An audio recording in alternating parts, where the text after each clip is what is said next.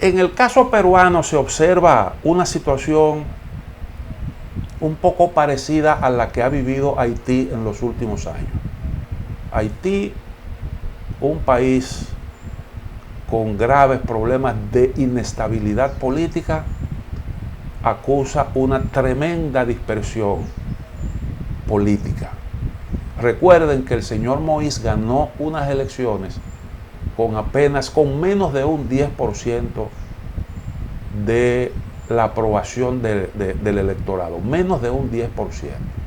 Con eso ha estado, con ese nivel de simpatía, ha gobernado un país tan difícil como Haití. En el Perú hay actualmente 18 partidos políticos en el ruedo electoral. Y oigan cómo está el cuadro. El mejor posicionado es el candidato Johnny Lescano, que tiene apenas 14.4% de los votos. Es un hombre que tiene un discurso de centroizquierda en lo económico, según dicen los observadores, pero en otros aspectos tiene posiciones conservadoras. 14,4% de aceptación, cuando hay un 30% de indecisos, que es una cifra realmente alta. En segundo lugar, aparece un señor que es lo que más se parece a Jair Bolsonaro. Le dicen, lo apodan el Porky, se llama López, él es López Aliaga y tiene 9.7%. En un empate técnico con la candidata de izquierda, Verónica Mendoza, que tiene 9.6%. Es decir, fíjense los niveles de simpatía que tienen estos dos candidatos. El puntero no llega al 15%. Le sigue el economista de derecha Hernando de Soto con 8.5%. Y luego está el exfutbolista de centro derecha Jorge Forsyth, que tiene 8,2%. Finalmente está la hija de Alberto Fujimori, del expresidente Fujimori, Keiko, que tiene problemas con la justicia, que tiene un 7,9% de aceptación.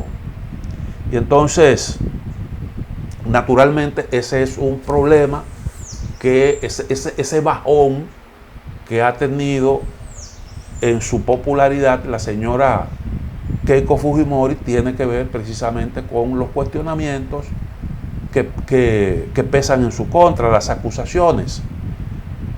Y bueno, toda esta dispersión tiene que ver precisamente con el trastorno político, con los problemas que han tenido que enfrentar allí los partidos políticos, porque los presidentes peruanos de los últimos 30, 35 años o están presos, o están muertos, o tienen problemas judiciales, aunque estén en libertad. Alberto Fujimori está preso, eso lo sabemos todos. Alan García se suicidó justamente cuando se presentó un fiscal a su residencia con una orden de conducencia. Alejandro Toledo también tiene problemas con la justicia. Pedro Pablo Kuczynski, procesado también por la justicia. Ollanta Humala, él y su esposa, también procesado por corrupción. Martín Vizcarra tiene acusaciones también. Fue, recuerden, destituido por el Congreso, acusado de corrupción. Manuel Merino, que fue el que destituyó a Vizcarra, tuvo posteriormente que renunciar del cargo porque la gente se tiró a la calle a protestar. Tuvo que presentar su renuncia. Hay otros individuos que que no fueron presidentes, pero que también tienen problemas, como el caso, por ejemplo, de Keiko y legisladores, gente que fueron más o menos influyentes. Entonces, en ese contexto, en ese cuadro, es que se produce esa gran dispersión que reflejan las encuestas en el Perú, con un candidato puntero, repito, que no llega al 15%. Y esas son de las cosas que por estos lados nosotros debemos tomar en consideración.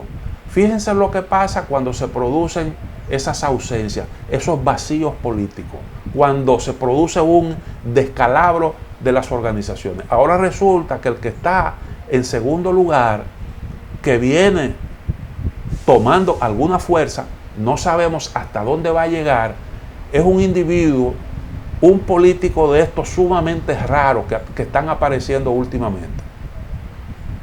Bolsonaro yo creo que le queda pequeño, porque aparte de negar que la mascarilla puede funcionar y aparte de minimizar la importancia de las medidas de prevención del coronavirus, que es una posición que ha mantenido el señor Bolsonaro, lo que ha contribuido a todo este desastre que actualmente estamos viendo en Brasil con la enfermedad del coronavirus, sino que también es un individuo que tiene unas posiciones, que es un político, para decirlo de alguna manera, uno de estos políticos incorrectos, que siempre tiene un insulto para el adversario, una palabra ofensiva para cualquiera, y entiende que eso puede dejarle algún tipo de dividendo político, y es un hombre abiertamente ultraderechista.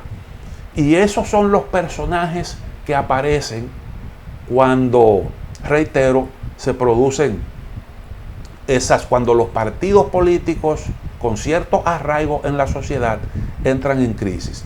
Ocurrió en Estados Unidos con el señor Donald Trump. La figura de Donald Trump tiene mucho que ver con la pérdida de credibilidad de los partidos en Estados Unidos.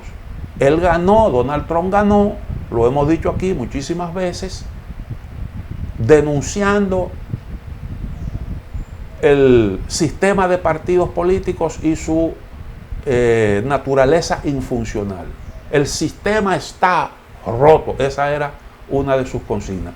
Y se coló porque la gente entendió, la gente así lo percibió. Hay otros países en donde en vez de producirse ese giro a la izquierda, a la derecha, lo hacen a la izquierda.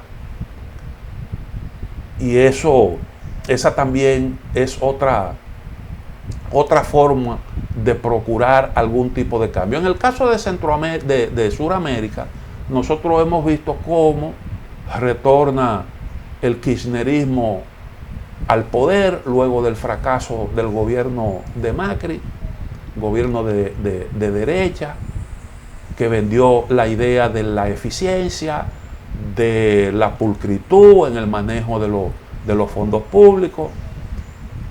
Y en el caso de Brasil estamos viendo la debacle política que está sufriendo el señor Bolsonaro y aparentemente un resurgir de la figura del señor Lula da Silva. Habría que ver si, bueno, pues en ese país también se pudieran, aunque las elecciones allí se van a celebrar dentro de 20 meses, habría que ver si, pues, el Partido de los Trabajadores logra mejorar con Lula su posicionamiento. Pero así es como están las cosas en el Perú. El Porqui, tercer lugar en ascenso, un político rarísimo y con unas figuras que no encantan.